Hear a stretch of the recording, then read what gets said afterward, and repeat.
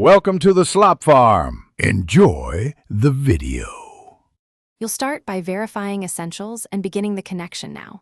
Plug a lightning cable into the Ranger's USB port labeled with a phone icon. Make sure the phone is unlocked and charged. On your iPhone, enable Bluetooth and Wi-Fi, then watch for the CarPlay prompt, tap Allow or Connect. You do this to let the truck authenticate the device and share audio, navigation, and messages. Once done, the sync screen should offer CarPlay. Select it immediately to move to pairing and permissions. Once CarPlay appears, you'll authorize features and tailor the experience. Tap the CarPlay tile, then allow microphone and location access so Siri, Maps, and calls work correctly. On your iPhone, go to Settings, General, CarPlay, then select the Ranger to rearrange apps. Put Maps and Phone first for quick reach.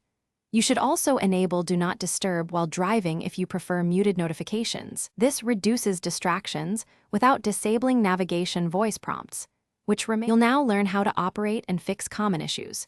Use the steering wheel voice button or long press home to invoke Siri for directions, texts, or music.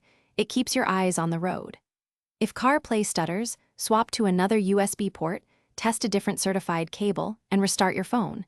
These steps clear data handshake problems. If nothing works, reset CarPlay in iPhone settings or perform a sync soft reset as a last resort. This preserves your settings, but reestablishes a clean connection. Thanks for watching. Consider subscribing if we helped you today.